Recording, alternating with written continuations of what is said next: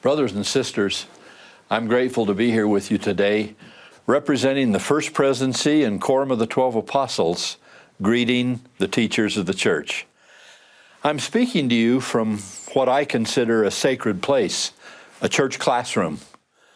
It's a place where we teach, where we testify, where we strengthen one another.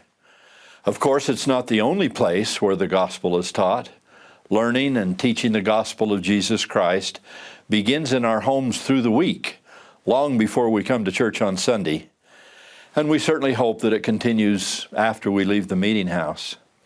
The home should be the center of gospel learning.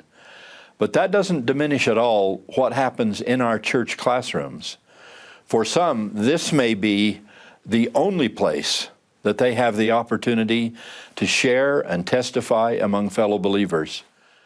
So, how do you and I, as teachers, help make this a spiritual experience for them? How do we fan the fire of faith and strengthen each individual, helping them feel the Savior's unbounded love? How do we help ensure that the truths taught at church find their way into the home and vice versa? Well, there are many ways to do that, but one thing is certain.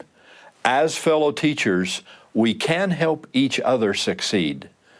It's with this effort in mind that we are introducing Teaching in the Savior's Way and teacher council meetings in wards and branches throughout the church. Here we are in a teacher council meeting. But before we talk about what a teacher council meeting is, let's talk about what it is not. First, it's not a lesson. It's not a place where someone stands and lectures. It's not a presentation. Rather, it's an opportunity for teachers to counsel together, to talk about what's working and what isn't, to share good ideas and solutions to problems, to explore principles of teaching as exemplified by the Savior, and to consider what we can do to teach more like He teaches.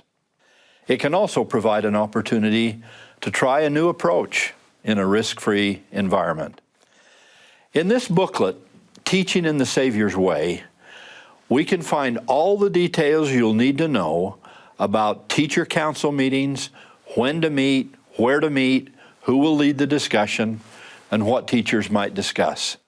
In the meantime, let me share with you the three main principles of teacher council meetings. First, we share and counsel together. We talk about what's going well in our classes and quorums. We talk about the challenges that we have as teachers. And we offer suggestions, encouragement, mutual support to each other. In all of this, teachers are urged to share their thoughts and ideas. Next, we spend some time learning together the principles of Christ-like teaching. Many of these principles are found here in Teaching in the Savior's Way. As teachers, you decide what principles you want to focus on and how much time you want to spend on them. For example, you might decide you want to take several council meetings to discuss one principle. You can make that decision based on your local needs and circumstances. This is not a course that is completed in a fixed time frame.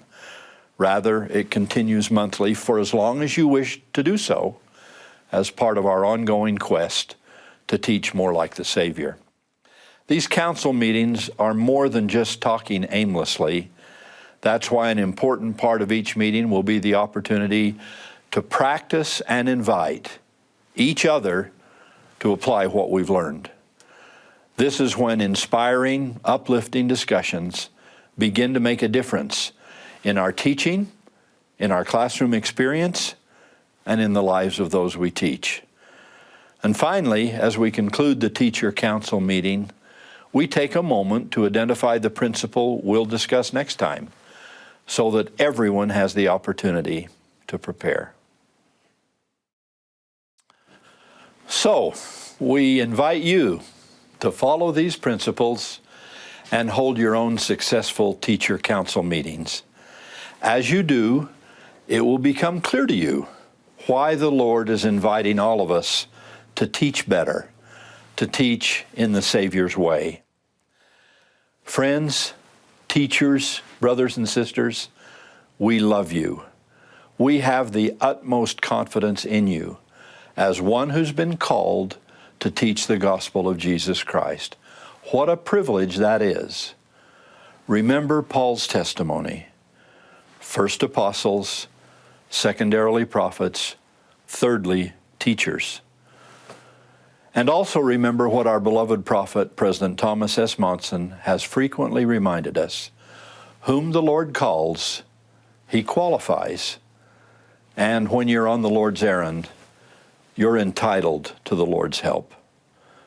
May God bless you in the marvelous teaching moments that lie ahead of you.